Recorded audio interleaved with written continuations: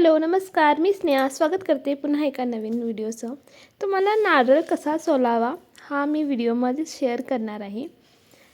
इतका मी नारळ सोललेले आहेत, 2 नारळ सोलून झालेले आहेत। अशा प्रकारे आपण ज्या वेळेला सणवार असतो त्यावेळेला आपण असे नारळ सोलायला घेतो आणि नारळाचं महत्त्व खूप आहे। आपल्या हिंदू धर्मामध्ये कोणताही सण करायचा असल्यास आपल्याला नारळ हा महत्त्वाचा असतोच, बरोबर ना। त्यासाठी आपण ज्या वेळेला असा नारळ सोलत असतो ना त्यावेळेला आपल्याला अशा प्रकारचे शेंडीचे नारळ आपल्याला भेटतात। त्यावेळेला आपण अशा धारेदार एक कोणतीही वस्तू घेऊन आपल्याला ती असं सोलायची आहे।